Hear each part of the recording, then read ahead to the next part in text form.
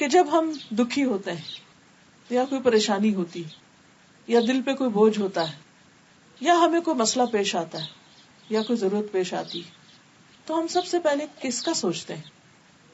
یہ ایک ٹیسٹ ہے ہمارے لیے. ہمیں سب سے پہلے اللہ سبحانہ وتعالیٰ کے بارے میں سوچنا چاہیے کہ وہ ہے نا.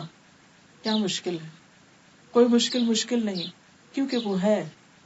جب لوگ سو جاتے ہیں وہ اس وقت بھی جاگتا ہے، جب لوگ بھول جاتے ہیں وہ اس وقت بھی یاد رکھتا ہے، جب لوگ ناراض ہو جاتے ہیں وہ اس وقت بھی ہماری سنتا ہے.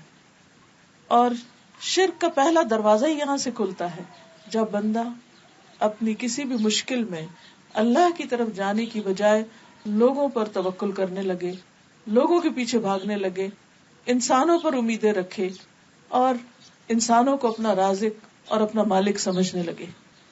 کوئی انسان ایسا نہیں کہ جو ضرورت مند نہ ہو.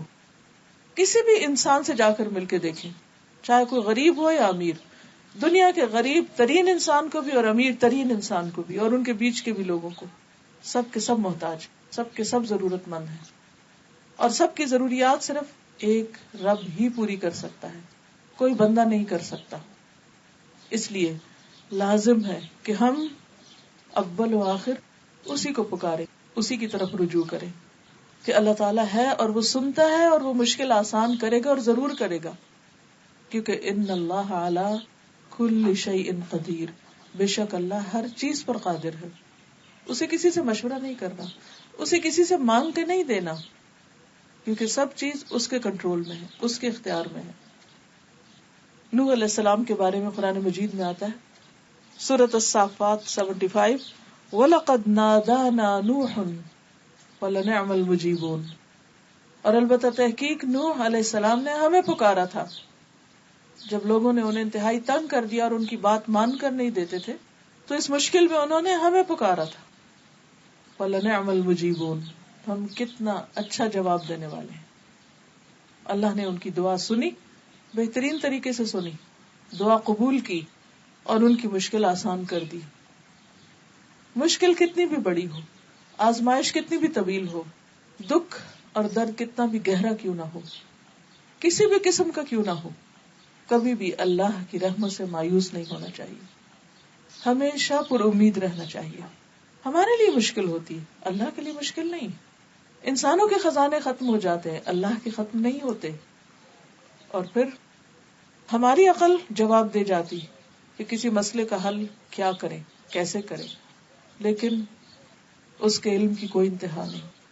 اس لیے ہمیشہ ہر حال میں، ہر موقع پر، چھوٹی ضرورت میں اور بڑی ضرورت میں اسی کو پکارتے رہنا چاہیے.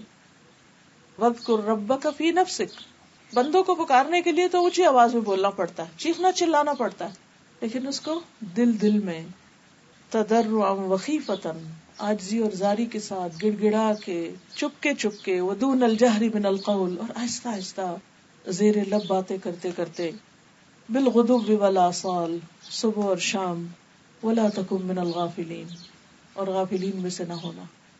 کیونکہ عبادت کا کیا مطلب ہے؟ محبت، اطاعت، عاجزی اور انکساری کے ساتھ اللہ کے آگے جھکنا.